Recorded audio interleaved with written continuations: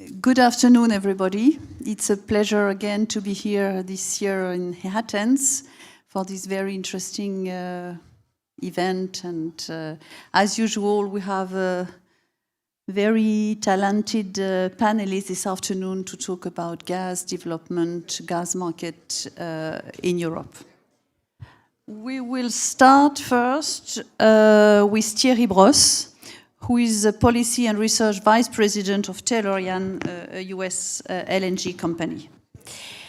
Thierry, I would like you to give us an overview of the gas and LNG markets, your perspective, and maybe the challenge that you see in the short and medium term on this market. Thank you, Thierry. Okay. Good afternoon. Thank you, Valérie. But perhaps just to go back to what we've heard this morning and go back 5 years ago. So in the last 5 years, we've heard a lot from Brussels about a green energy transition, a fast track of this green energy transition, a lot of hydrogen.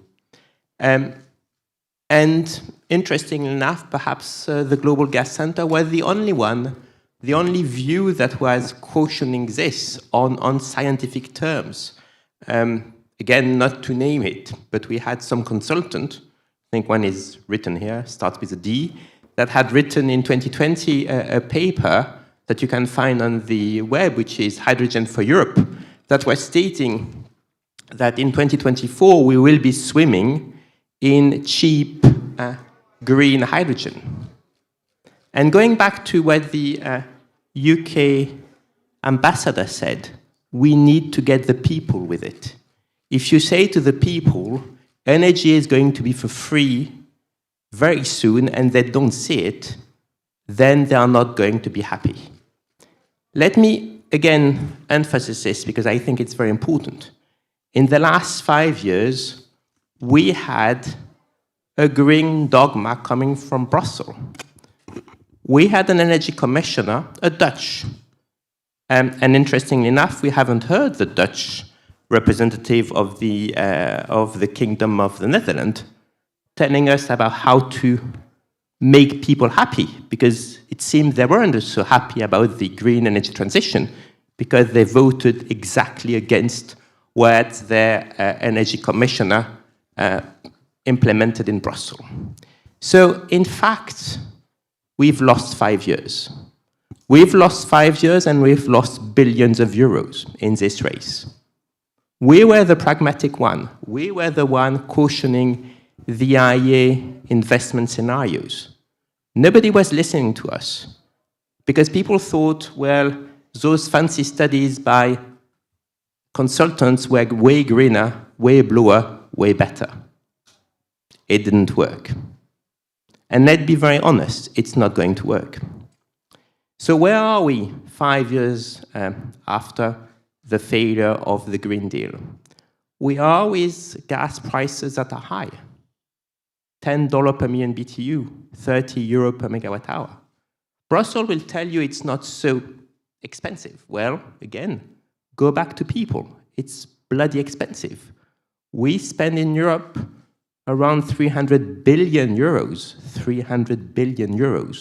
to help our citizens and companies in 2020 alone in front of the energy crisis. And so why is gas prices so high?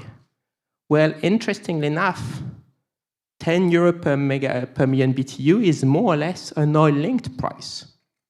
And remember, 20 years ago in Brussels, we were against oil indexation. So what's happened to this market? The market is completely broken. Well, a market is supply and demand. If supply isn't there, prices will rise. And what we are seeing is we are paying an oil index price because Asia, that has oil index contract, takes all the LNG they need. And we have what's left. We have what's left, and we are happy with it, or we should be happy with it, but our citizens aren't. And maybe they will deliver a blow in the next European election. So again, I really think if we want to make the energy transition a smooth pathway We need to get out of dogma. We need to look at how we can do this, what is achievable and what isn't achievable. Blue hydrogen, how could we think about making blue hydrogen in 2024? How can we think about making green hydrogen in 2025? I mean, remember, the first strategy on green hydrogen was elaborated by somebody named Angela Merkel, which has been wrong hundreds of times, all the time, everywhere, be it in energy or be it in geopolitics. So assuming that we were going to be to make it was a big bet. We failed. And so back to your question. Yes, we need to be pragmatic. Yes, we need to find more gas, and even more gas is going to be difficult. I mean, look at Egypt. Egypt that used to export gas, LNG, when we were in dire consequences after the invasion of Ukraine. Egypt now is short of gas. So Egypt needs the gas. So we are in a world where the consumption is growing. And I'll finish with this. If we are too dogmatic, people won't trust us. I mean, it's a bit like listening in German to how the energy transition works. I mean, people just don't listen. They know it's a failure. And people will hedge. And the hedge is not good for climate. The hedge is what India is right now doing. India is massively investing in coal. India is massively investing in coal, and look at what Prime Minister, the Indian Prime Minister stated. They've managed to produce more than 1 billion tons of coal in the last year. India is massively investing in coal because they know we are short in gas and they don't trust us because we will suck the gas if we need it. So I really think we need to move away from dogmatism, and we need to look at how we can reduce CO2 emission. And by the way, I'm one of the most favorable in terms of pricing the CO2, but pricing all CO2 and not get half of the ETS for free. Thank you. Thank you, Thierry. After this picture, I would say, global picture, Maria Rita, we will now focus on Greece. You are the CEO of DESFA, and I would like to hear you, following what has been just said, how is going your business here in Greece? Well, first of all, let me say that I tend to agree with fundamentally all that Thierry said, with maybe the difference that I try to look at the glass half full instead of half or more than half empty. So it is true that we are failing on the Green Deal. It is true that a lot of money has been spent, probably not in the most effective way. But it's also true that, let's say, the gas market in this case has proved to be a very strong and resilient market in these, circumstances in which many things were against us. What was against us was, of course, the Green Deal direction that was extreme against any kind of fossil fuel, including gas, but also what was against us were the geopolitical circumstances with the Russian war, and therefore everything pointing to a commodity and to an industry that was both no longer, let's say, the preferred, kid, and was also very much politicized and exposed to geopolitical risk. And then I will come to Greece, but what the gas industry proved and keeps proving is its extreme adaptability and resilience. We have proven adaptability in the sense that if you look, the crisis started at the beginning of 2022. We are now in 2024. It's true that gas can be cheaper, but the majority of the price spikes have been reabsorbed because the demand-supply market works and because many new producers are increasing their production. They are increasing their production because they believe that worldwide the market is there. So Now the fact, and this is driving, giving signals of price signals that indicate more availability in the future. But this higher availability is not necessarily coming with the price stability if we don't protect ourselves. And to protect ourselves, the market needs long-term contracts. And there, where, let's say, as a continent, Europe, we are instead not taking protective measures because with the continuing with messages that are very contrarian toward natural gas, we keep being exposed to short-term contracts, to spot cargoes, and therefore volatile prices. And the moment in which the demand will pick up in China, we will be buying the marginal cargoes at the high price. Having said that, what I see in Greece? What I see in Greece is a market that has been able to, during the crisis, adjust and reduce the consumption, and adjust also to the new role, in particular, of the infrastructure to be able to export, to our neighboring countries that were, in much more critical situation because they were lacking the alternative supply routes on which Greece had invested already significantly in the past years. And also a market that is reacting now positively to the price signals in the sense that since the beginning of this year, with the lower gas prices, the gas demand in Greece is increasing more than 30%. So let's say it's not that the industry was destroyed, the interest adjusted itself, and by the way, adjusted itself to the expense of environment because during the period in which gas demand was low, much more polluting fuels, coal, but also, let's say, in the refineries, much more dirtier stuff has been burned. Of course, we look at with concern at some of the messages of the national energy policies that are being discussed that we think still contain dogmatic approach, an approach that implies a strong bias and not scientific driven. And we are giving as much as possible our contribution, and I think all the industrial ecosystem fully understand that the energy system in Greece will not survive in the next 2-3 decades without a significant contribution of gas-fired generation, and that the problem that we needed to look at is not gas, is CO2, and that all the technologies that we can use to remove the CO2 ex ante, whether it will be biomethane, it will be hydrogen, synthetic methane, or ex post, let's say with carbon capture and sequestration, we need to look at all of them with a technology agnostic approach. And I think that the market is doing and is willing to invest in a technology agnostic approach. What we need is now a clear energy policy in Europe that then, of course, cascade down to all the states that, let's say, is realistic and pragmatic. Because otherwise we run the risk of even delay the decarbonization because we wait for, theoretically these new fuels of the future and we do nothing in the present.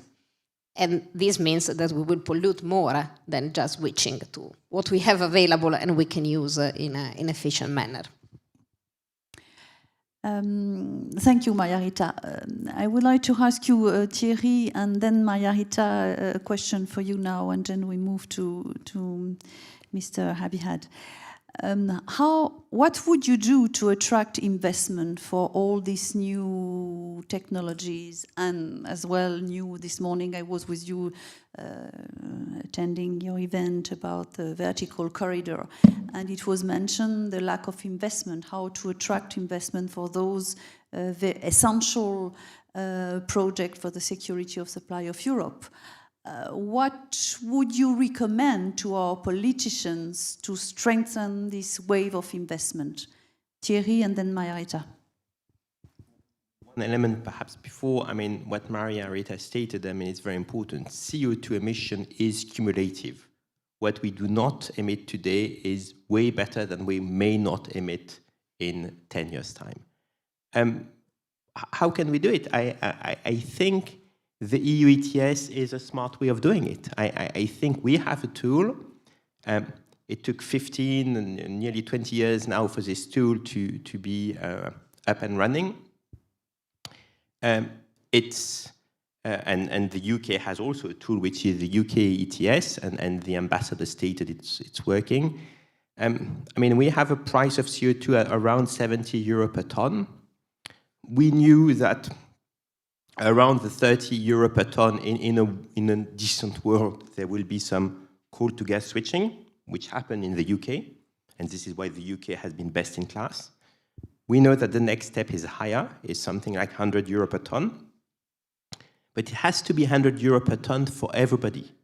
Remember that in the EU ETS, only the power sector pays 100% of the emission. All the rest don't pay or don't pay the full amount. So what do you mean exactly? What do you propose? Well, I propose that the free allowances are removed. And again, this has taken, I mean, this is linked to carbon leakage and things like this, but there are areas where we could have removed those way faster. I mean, if I think about refineries, for example, there is absolutely no way, no incentive of having free allowances in refineries, and there isn't going to be a carbon leakage. And so if carbon prices are higher, as Rita stated, there will be more biogas. I mean, as we've heard, biogas is not profitable. If you take CO2, it might be. CCS, CCUS could be. And Greece, like the UK, I think are extremely well positioned, because you have all depleted oil and gas field. So you can use those. But again, if you go and see somebody who is the owner of all depleted gas field and say, well, I want to do this for 30 euro per ton, he will tell you it's impossible. For 100 euros or 70 euro for all tons, it might be possible. So let's have a price on the screen that's really the price that people pay. Thank you. Rita? Well, let's say, of course, it's becoming more complex when it comes to financing new gas projects.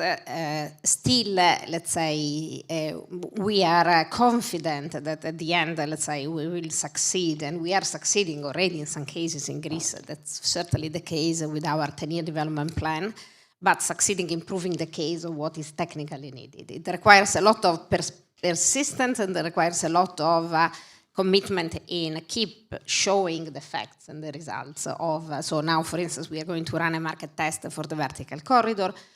Will it be successful? Will it not be successful? In any case, let's say we are growing the awareness of the fact that Southeast Europe is still very much dominated by one single supply source.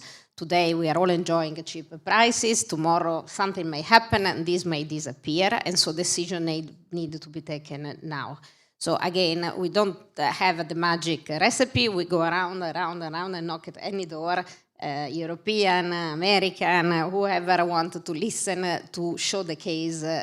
Then, of course, we need to be also ourselves efficient and pragmatic, not propose, let's say, brand new pipelines in 2024. So that's why we are reusing as much as possible our infrastructure. So we need to be down to earth and prove that we are willing to do our job to make this happen and to be cheap, fast, and effective. And then for the new technology, what Thierry said is correct. I mean, we need a market signal. We need the CCS price, CO2 prices. And in fact, this is the driver also for all the discussion about CO2 that also in Greece are taking place.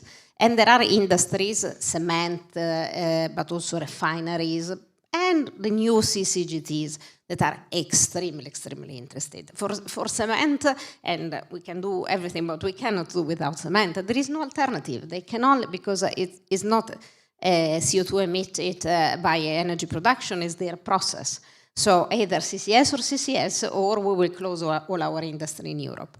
So let's say it will take time, but every year we see that there is a progress in understanding how we need a multiplicity of technologies, and not only one.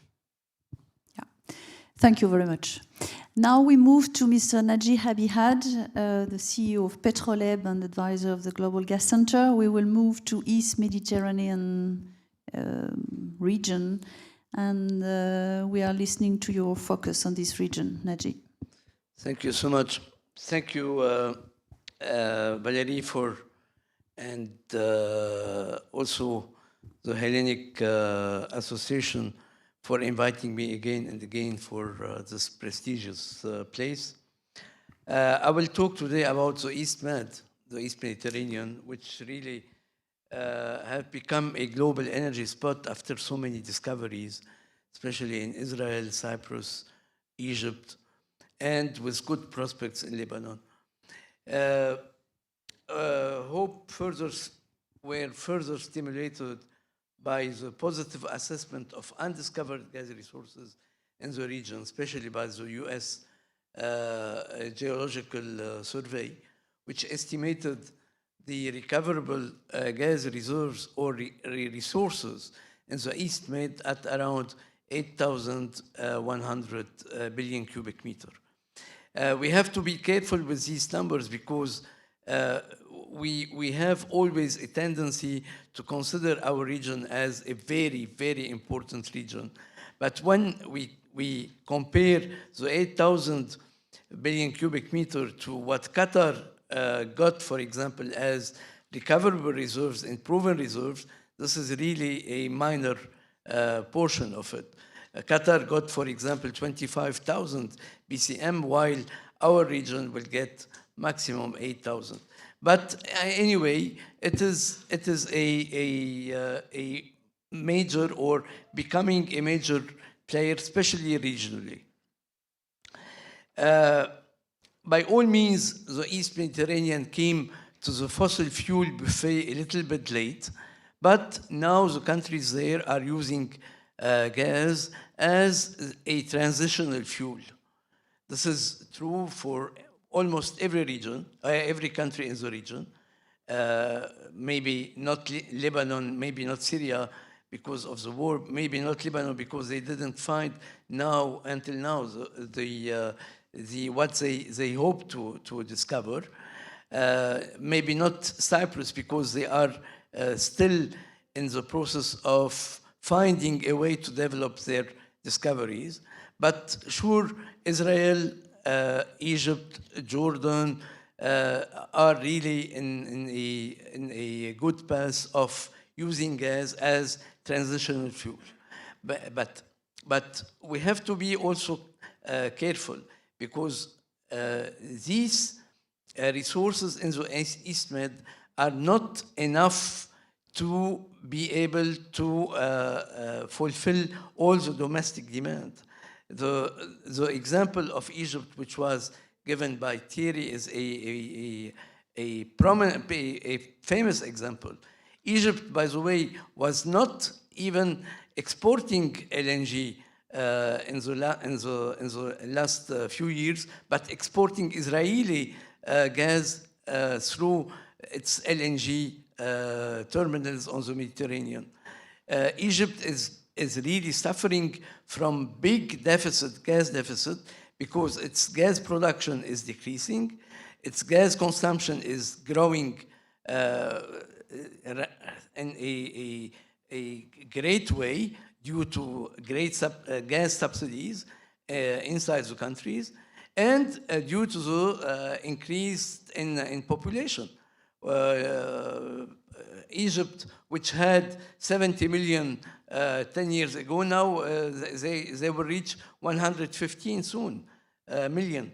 This will need more energy, more gas, and this is why the region needs to go for renewable. They not only because of that, because also the fossil fuel, including natural gas, are partly responsible for the climate change impacts in the region. And the region is really affected by so many problems due to that, like water scarcity, hotter water, and so on. And that's why we need slowly in countries like Egypt and others to look at renewable as more and more sustainable sources of energy. And for this also, we need a regional body to able to help put together a market for renewable energy in the region. Unfortunately, we don't have such a body until now, but we have a body which could be enlarged first, which is the East Mediterranean Gas Forum, for example, which could be enlarged to encompass all the countries in the region, and which could also have a chapter in its work dealing with renewable energy sources. That's all what I have. Thank you so much. Thank you. And how, you know this country very well, how do you see the future policies that the government will put in place in order to face what the challenges that you are describing? You see, sooner or later, these countries, and I'm talking about many, not only Egypt, Jordan is one of them, Lebanon as well, Cyprus as well, they must focus more and more about renewable. They have plenty of solar potential, they must use it, but the problem, as we were discussing earlier, the problem is that the transport sector in these countries is really highly dependent on subsidized gas. This is the case, for example, in Egypt, where all the public buses, all the taxis are using CNG, compressed natural gas, at a very, very low price. And this is really putting so much pressure on the gas balance in the country. The same in other countries as well. And slowly, we are really seeing so much financing going to be invested in renewable sources, especially solar photovoltaic farms. And as you are living in Lebanon, can you tell us a little bit of what's going on in this country in terms of energy policy? What's going on now? In Lebanon, we don't have an energy policy. Everybody is sporadic. Everything is sporadic, unfortunately. But at one time, we were hoping that the Total Consortium in the south, while exploring in Block 9, which is really on the maritime border with Israel, could find a big discovery there. But unfortunately, the first well on Block 9 proved to be dry. We are now hoping for a new exploration campaign in the near future, but unfortunately, neither the political situation in Lebanon nor the regional situation is permitting to go forward with these plans. And one more question about geopolitics, the conflict between Israel and in Gaza. What consequences do you see on the energy market for you, Naji, and then Rita, and then Thierry? To tell you the truth, what is amazing to notice is that although we have a big struggle and war in Gaza, the gas industry in the region was not affected at all. Israel is supplying Jordan. The supply of Israel to Jordan never stopped during this crisis, only for 2 days for technical reasons, not for political reasons.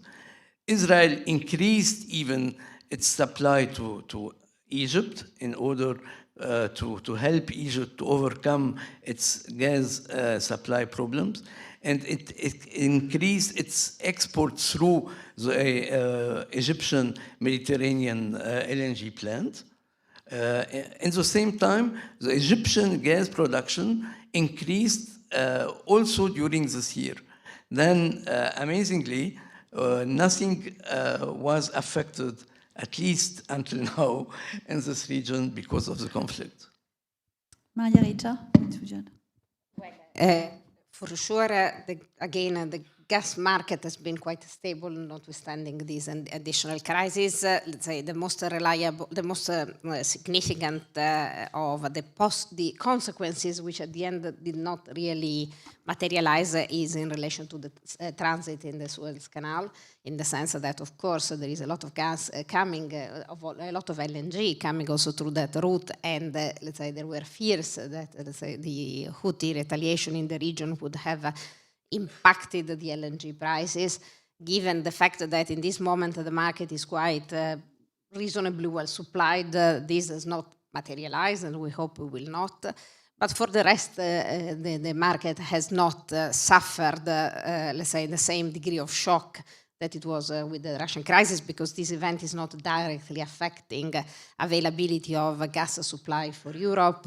And yes, LNG from Egypt was already lacking because of domestic demand. So at the end, the local dynamic have not had a direct impact on the supply scenario for the European market. Mm-hmm.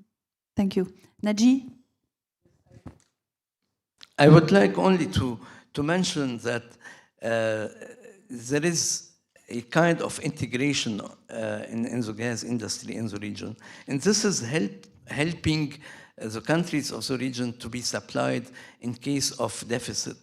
I can mention here, for example, the case of Egypt importing LNG through Jordan, and then pumping this LNG through the Arab gas line in an opposite direction. And we know that Egypt at one time was supplying Jordan with gas. Now the Jordanians are pumping gas to Egypt from Aqaba. This is amazing. But this shows the importance of the integration and the infrastructural integration in the region in case of any gas supply problems. Yeah, thank you. Thierry? Two points. First of all, I agree with Maria Rita. I mean, the market has been extremely resilient. I mean, if you look at the Russian cut, it was 22% of our total demand, and we've managed it, perhaps with some luck, but we've managed it. So markets are delivering. I mean, you have a price hike, gas move on your side. And the second element is perhaps what's to be watched out later is the transit via Ukraine, because we are still transiting 12 BCM per year via Ukraine, and the transit contracts stop at the end of this year. So I think the next few months, we'll see a bit of activity and news flow regarding this. Is this going to be stopped? Is this going to be contracted in a way or another? Thank you. Now All right. Thank you so much, Marita. Thank you. When we talk about gas and future gases, we really need now to focus on shipping and maritime transport. So that's why we have Mr. Panos Mitrou, who is the director of gas at Lloyd Register.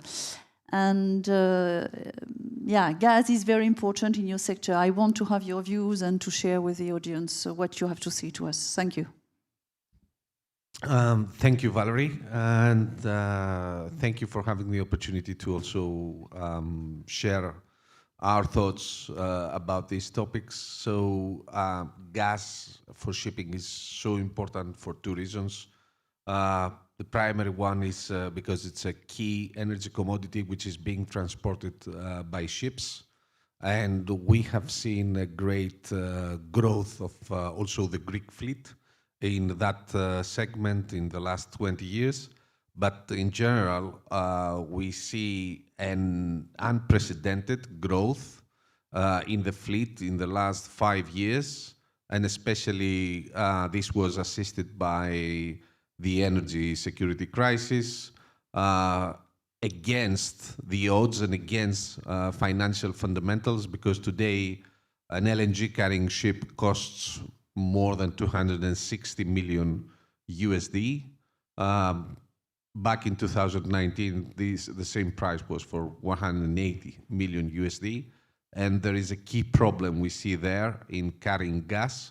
Today, we are on the verge of gas being cheaper than its transportation cost. And this is a key problem we have to deal with.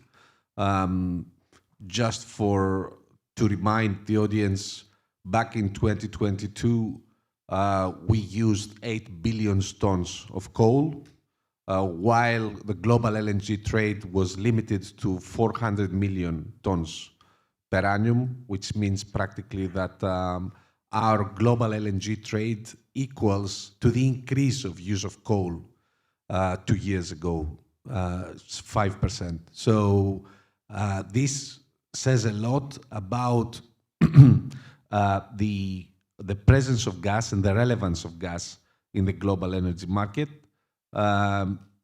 Despite that, we have seen a lot of criticism, and evidently the fleet continues to grow primarily due to liquefaction coming from the US, Qatar, Australia, and the main destination markets, which now comes to Asia and the energy-thirsty economies of evidently China and India and Korea, as we already knew, Japan as well, but new countries coming into the system like Vietnam, Thailand, and other countries in that region.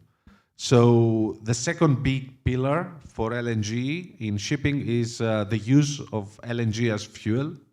And talking about policies and especially the EU, let me remind you that back 10 years ago, LNG was treated as a panacea fuel for the EU. There was substantial funding for LNG bunkering application, the use of LNG as fuel on ships, for quite a good reason. Today, I would say that the strategy of the EU is not in favor of LNG. Policies, however, eventually favor the use of LNG as fuel. And I will focus on 3 points. First of all, LNG as fuel now is cheaper, and with an EUA price at that level, we need to understand, with an EUA price at that level, there is room only for LNG. So the gap, the price gap between clean gases and clean fuels and LNG is huge, and it's not meaningful to be looking at other fuels. The second point is the mixture of regulations even outside EUAs and the EU ETS. So we have Fuel EU, which sets a performance criterion. That performance criterion can't be met by LNG. Since there is no other available fuel, ship operators are forced to use more LNG. So despite the fact that this policy was initially designed to favor cleaner fuels, it ends up in a situation based on market conditions that it only favors LNG. And from our point of view, we are fuel agnostic. We are in favor of more options. We need to have more options in the table, including carbon negative solutions, so what we call formally the term for carbon capture and sequestration. And evidently other fuels like ammonia, methanol, etc. But it's important to recognize that if we don't have the right conditions to give more room to these fuels, evidently we are practically steering the whole shipping operations towards the solution of LNG as fuel. Talking about this and coming into cleaner fuels, I will mention the very recent example of a major, what we call RFNBO producer, so in quick terms, green hydrogen producer in Northern Europe. They decided to have a big investment of getting also funding of 42 million euro to build a new plant in Finland to bunker clean fuel for ships. They made their plans on the business model, and they have come up with a conclusion that despite the fact that ammonia would be simpler and cheaper to produce, there is no business model for ammonia. So they needed to produce synthetic methane because it's the only fuel that has a business model, as it can be used as a drop-in fuel in LNG bunkering. So we need to take into account market conditions, and we need to be aware of how policies work in the market. In the way European policies have been formed right now, it seems evident that LNG, which is available and more competitive in terms of pricing, will have a dominant position. And this creates a problem also to the shipping market in terms of the fact that we were not ready to welcome such a shift back to LNG bunkering. So we have a shortage of LNG bunkering ships, which shows that how difficult it is to develop infrastructure for clean fuels. Imagine if you don't have availability of bunkering even for LNG, how much time will it take us to develop bunkering for ammonia or hydrogen, and how many years we are in need of. So, echoing also a point that was made, greenhouse gas emissions are cumulative. If we can't have clean fuels as we speak, it would have been better to be using LNG because it's a cleaner fuel, not only from a greenhouse gas perspective, but also from a local pollution perspective, saving lives as we speak. And on Naji's point about CNG use in Egypt, I definitely agree, but it may be the case that for countries like Egypt and urban centers, CNG may be the only solution because they want, and as we have seen in other countries in the world, it was the fastest pathway to cleaner atmospheres. So let's not overlook that part as well. Especially in Europe, we still say Mediterranean is the key source of sulfur oxides for Europe, and we will be making a clean zone, an emission control area for sulfur out of Mediterranean quite soon. But it's important to note that there is also a local pollution element that we need to take it into account as well. So I think this practically shapes the outlook of the LNG use in shipping, so both as a cargo as well as fuel. Thank you, Panos. Imagine you have a magic stick and you want to take two measures to facilitate your business and to accelerate the energy transition in your area. What would you put on the table? So my first thought would be that there is an investment risk relevant to the transition. And that investment risk applies to every solution. And this is a key problem we see. We could invest, for example, in green ammonia or blue ammonia, but even though there are a number of voices claiming that this is the future and there is no model that will be more competitive than these fuels, I don't feel this is right. We cannot predict what will happen technology-wise in the next 10 years. We could, for example, have a carbon capturing technology that will be more competitive. And we have seen that in many cases, the wrong momentum in investment kills the investment eventually. So I would say we need to channel more effort and more investment in technology development. We feel in many areas in the future we will have much more competitive solutions than what we have today. For hydrogen, for example, the use of fuel cells instead of internal combustion engines CCS, which is an X factor which could allow the use of fossil fuels or carbon-containing fuels, also is a disruptor. So the first key priority would be technology and technology development. The second key priority, I would say, is something that was mentioned earlier. Excuse me. We need not to be dogmatic. We need to establish a rule that we will use to measure the real value of a fuel-based, an energy source based on its merit. Formally, we call it life cycle analysis. So establish a rule, standard for life cycle analysis and apply this horizontally with no exceptions and no favorism. Because eventually, I will mention here what happened.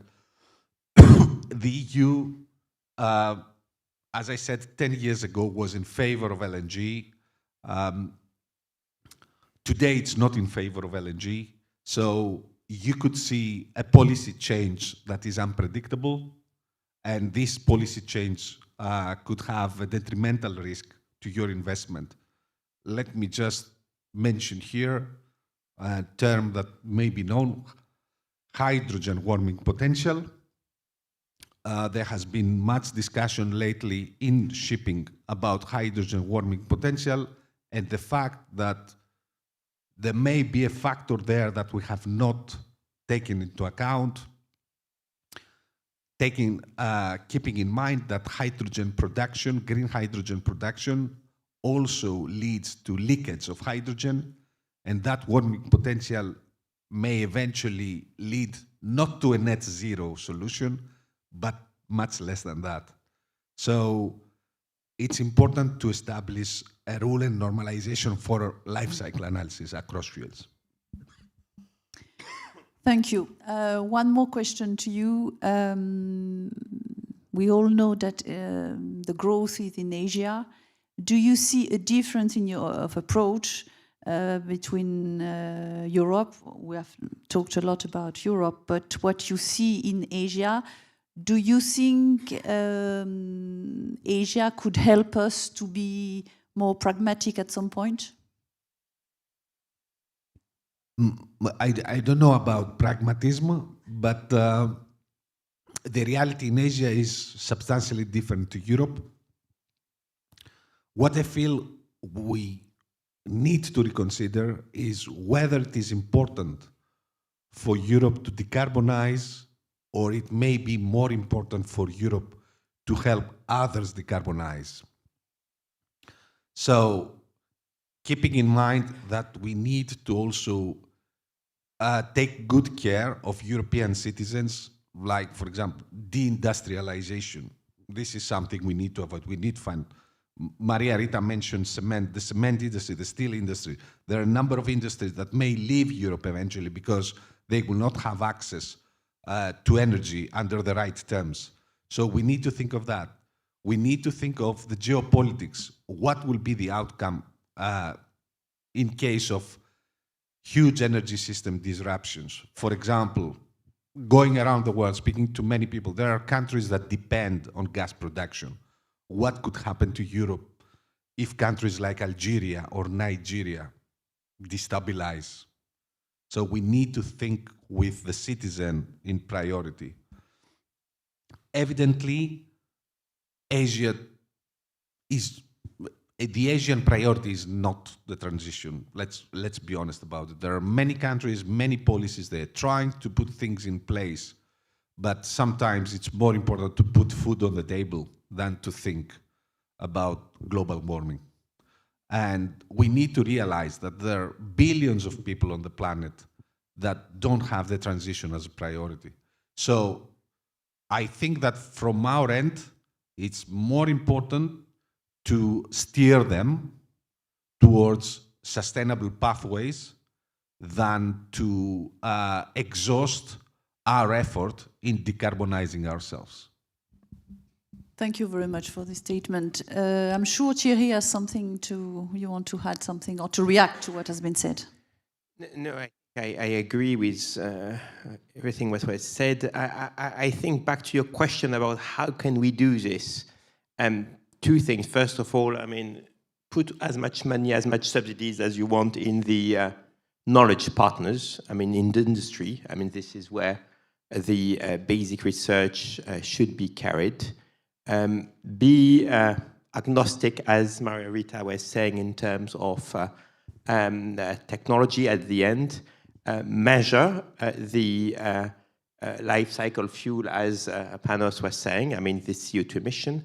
And at the end of the day, perhaps if I can make a little bit of a joke, because you're coming from Switzerland, I mean, if you crack the code, you can get the Eurovision Song Contest winning.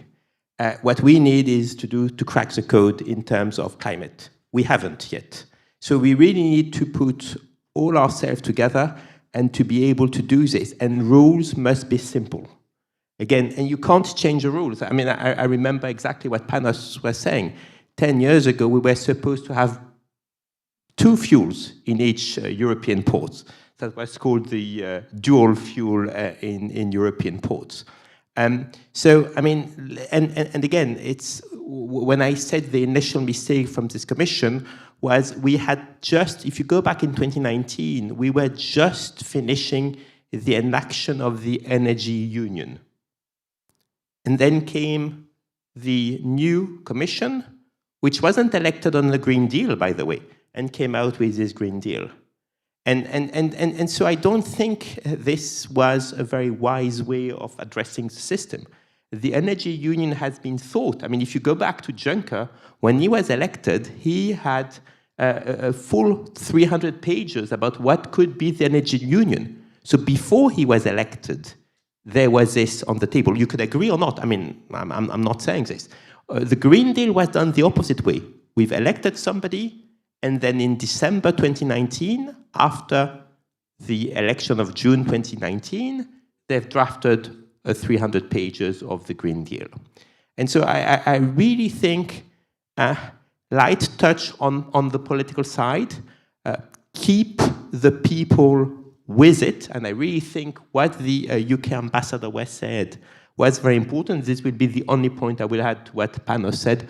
We need to keep the people with it. And interestingly enough, in the energy, we haven't cracked the code. I mean, if you go back 20 years ago, because I'm old enough to remember this, in the telecom industry, they've cracked the code. They've allowed to have nearly free access to smartphone, which was not thinkable back 20 years ago. We haven't done this. We need to find ways to do this. It's not as easy as in the telecom industry, but we need to work together and not one against the other. Thank you, Thierry. Now I see that we are coming to the end of our session. I would like to leave the floor to you for 2 minutes each.